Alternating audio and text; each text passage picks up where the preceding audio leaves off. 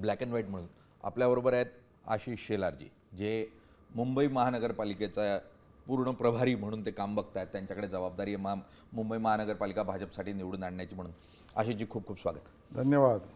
आशिषजी, मुंबई म्हणजे मुंबईच्या बाबतीत असं म्हटलं जातं की शिवसेनेच्या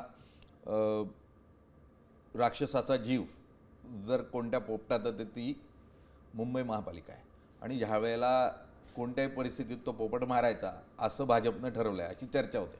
काय वाटतं तुम्हाला? नाही, आम्ही कोणाला मारायला आणि मरवायला निवडणूक लढत नाही आहोत. बरं, आम्ही लढतो त्याचं कारण मुंबईकरांना न्याय दिला पाहिजे. तो न्याय कित्येक वर्षामध्ये मिळाला नाही. विकासाच्या रूपानं, सेवेच्या रूपानं, त्यांच्या अधिकाराच्या रूपानं, त्यांच्यासाठी कर्तव्य करायच्या रूपानं, आणि या अर्थाने मुंबईकरांना न्याय द्यायचा, मुंबईचा विकास करायचा. मुंबई ज्या पद्धतीने मुंबईकरांच्या मनामध्ये आहे ते पूर्ण करण्यासाठी आम्ही निवडणूक लढवतो, आणि ते आम्ही करू शकतो. मग समोर जो येईल त्याला आडवा करू, कारण तो मुंबईकरांच्या विरोधात आहे. नाही, पण शिवसेना जी तुमच्याबरोबर इतकी 25-27 वर्ष सत्तेत होती, ती तुम्ही बरोबरीनं राजकारण करत होता ना. आत्ता शिवसेना कशी विरोधात झाली, उद्धव ठाकरेंची शिवसेना? चांगला प्रश्न तुमचा. मुळामध्ये बाळासाहेब ठाकरे यांच्याबरोबर, त्यांच्या नेतृत्वाबरोबर, त्यांच्या नेतृत्वात आम्ही युती केली, बरं, आणि म्हणून तो काळ ह्या 2 टप्प्यातला सगळ्यात महत्त्वाचा काळ आहे. ओके. त्याबद्दल आमच्या मनात शंका असण्याचं कारण आहे. आम्ही आनंदी होतो, मुंबईकर आनंदी होते. विकासही भ्रष्टाचार विरहित होता. बरं, उद्धवजींचा काळ सुरू झाला आणि भ्रष्टाचाराची गंगा ही मुंबई महानगरपालिकेमध्ये थेट उद्धवजींच्याच आशीर्वादाने यायला लागली.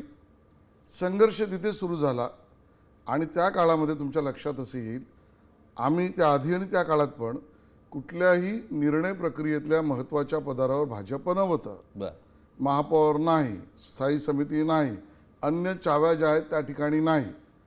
आणि मग त्यामध्ये तुम्ही आठवाल तर संघर्ष आम्ही केला. बरं, उद्धवजींच्या काळामध्ये नवीन संगणकीकरण ह्यात भ्रष्टाचार आहे, संघर्ष आम्ही केला. मुंबईचं क्रॉफेट मार्केट 1 रुपयात विकलं जात आहे, संघर्ष आम्ही केला. मुंबईच्या पाण्याला तुरटीचा सप्लाय किती, यात संघर्ष आम्ही केला. मोकळ्या जागा, भूखंड मुंबईतले वाचले पाहिजे, संघर्ष आम्ही केला. त्यामुळे युतीत संघर्ष मुंबईकरांसाठी आम्ही केला. भ्रष्टाचाराची गंगा उद्धवजीच्या आशीर्वादानं आली, आणि महत्त्वाची पदं त्यांच्याकडे होती. 3रा टप्पा आहे 2017, त्यामध्ये तर आम्ही पहारेकरीच होतो, आणि पूर्ण सत्ताधारी तेच होते. त्यातला भ्रष्टाचारी आता आम्ही मांडतोच आहोत, आणि या सगळ्यांना मुक्ती मिळावी हा संघर्ष आहे.